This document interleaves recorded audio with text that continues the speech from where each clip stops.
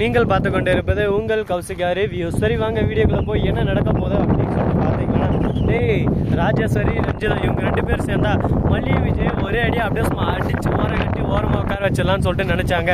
ஆனால் நடக்கிறது எல்லாமே நம்ம மல்லிக்கு சாதகமாக தாங்க இப்போ இருக்குது. மல்லி இருந்துன்னு எவருக்கிட்ட எப்படி நடக்கணுமோ அப்படி நடந்தால் நம்ம ஜெயிக்கலாம். அதை விட்டுட்டு இவங்கள மாதிரி கெட்டவங்ககிட்ட நாம் போய் போட்டி போட்டுக்கிறதுனால ஒன்றும் ஆக போகிறதில்ல. அவங்க எந்த குறுக்கு வழியில் விஜய்கிட்ட அந்த சொத்தை எல்லாம் பறிச்சாங்களோ அதே குறுக்கு வழியில் போய் அவங்க கிட்ட இருக்கிற சொத்து எல்லாமே நாம் எடுக்கணும் அப்படின்னு சொல்லிட்டு நம்ம மல்லி உள்ளே போயிட்டு கை வச்சிட்டாங்க. கை வச்சா எடுக்க முடியுமா? முடியாதுங்க. எடுத்து அடுத்த செகண்ட் நான் மாட்டியும். அதனால எல்லா ஆதாரத்தையும் அப்படியே சும்மா திருட்டி வெளியேற்றினத்துக்கு வராங்க. உடனே சட சட சட சட சட சட சடன்னு ஒரு பக்கம் சவுண்டு. உடனே நம்ம ரஞ்சிதா இருக்காங்களா அவங்க ஒரு பக்கம் வந்துடுறாங்க. உடனே மல்லி அசாத நழுவி ஜன்னல் பக்கம் ஒளிஞ்சிடறாங்க. மல்லி உள்ள வெண்பா அதாவது நம்ம ரஞ்சிதா வந்து உள்ளே பார்க்குறாங்க. யாருமே காணோம். சரி ஓகே ஏதோ பூனையாட்டம் இருக்குன்னு சொல்லிட்டு அங்கேருந்து கிளம்பிடுறாங்க. ஆமாம் ரஞ்சிதம் பூனை தான், சாதா பூனை இல்லை, திருட்டு பூனை. உனக்கு வைக்க போகுது திருட்டாட்டம், இனிமேல் நீ கிளம்ப போகிற ஒரே ஓட்டம் அப்படின்ற மாதிரி தான் ஒரு பக்கம் போயின்னு இருக்குது. சரி இந்த பக்கம் இந்த மாதிரியெல்லாம் ஒரு பக்கம் பிரச்சனைகள் போயின்னு இருக்க, மறுபக்கம் என்ன நடக்குதுன்னு சொல்லிட்டு பார்த்தீங்கன்னா, நம்ம விஜய் இருக்கார்ல அவர் வந்து என்ன மல்லி இவ்வளோ நேரம் வீட்டுக்கு இன்னும் வரல அப்படின்னு சொல்லிட்டு சைலண்ட்டாக தூங்கின்னு இருக்காரு. நம்ம மல்லி வீட்டுக்கு வந்துட்டு அடுத்த நாள் வந்து கரெக்டாக மீடியா முன்னாடி போய் நின்றுறாங்க. எதுக்காக அப்படின்னு சொல்லும்போது எங்களுக்கு நியாயம் வேணும், இந்த மாதிரி அநியாயமாக எங்கள் சொத்தெல்லாம் பறிமுதல் பண்ணிருக்காங்க, இந்த சொத்து பூராமே வெண்பா பேரில் தான் இருக்குது, இந்த சொத்தை எப்படி அவங்க பேருக்கு மாறி இருக்கும் அப்படின்னு சொல்லிட்டு கேஸ் போடுறாங்க. உடனே அந்த இடத்துக்கு நம்ம ராஜேஸ்வரி வந்து முழிக்கிறாங்க.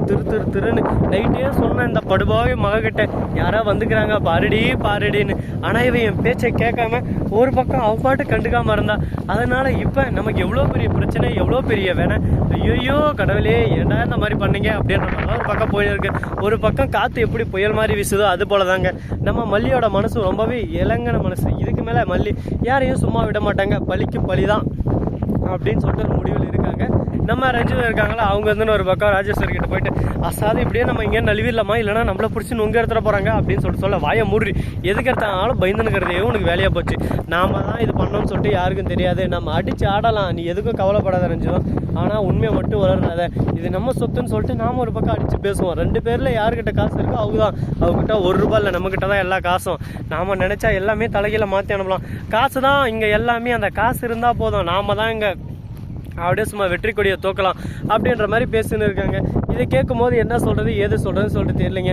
என்னடா இந்த அளவுக்கு ஒரு பக்கம் செம ட்விஸ்ட்டாக இருக்குது, இந்த மாதிரி ட்விஸ்ட் மேலே ட்விஸ்ட் வச்சுனே இருக்காங்களே, இதெல்லாம் எங்கே போய் முடிய போகுது, எப்படி போய் முடிய போகுதுன்னு சொல்லிட்டு தெரியல.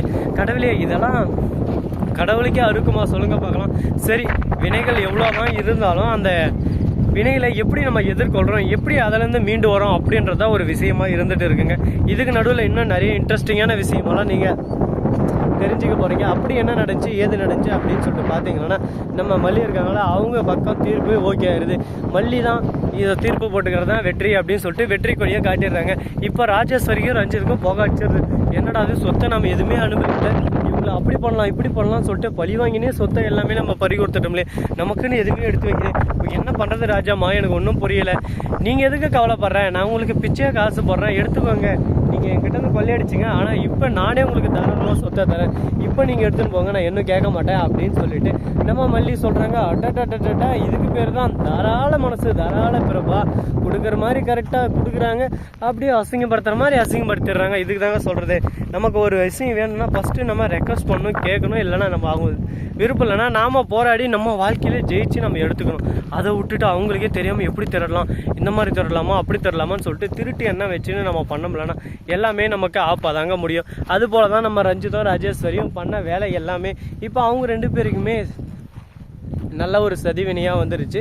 இதுக்கப்புறம் இவங்க 2 பேரும் இதில் ஜெயிப்பாங்களா ஜெயிக்க மாட்டாங்களா, இதுக்கப்புறம் என்ன பண்ண போகிறாங்க ஏது பண்ண போகிறாங்கன்னு சொல்லிட்டு தெரியாமல் ஒரு பரபரப்பான தொடராக தான் நம்ம மல்லி தொடர் ட்ராவல் ஆகிட்டு இருக்குது. ஸோ நண்பர்களே இந்த வீடியோ பிடிச்சிருந்தா லைக் பண்ணுங்கள், கமெண்ட் பண்ணுங்கள், ஷேர் பண்ணுங்கள், டிண்டிங் பெல்லை தட்டி விட்டு போங்க. அப்போ தான் நாம் போகிற அடுத்தடுத்த வீடியோ உங்களுக்கு உடனுக்குடன் வரும். மிக்க நன்றி, தேங்க்ஸ் ஃபார் வாட்சிங், டாடா சி யூ, நன்றி வணக்கம், வந்தனம் வருக தருக.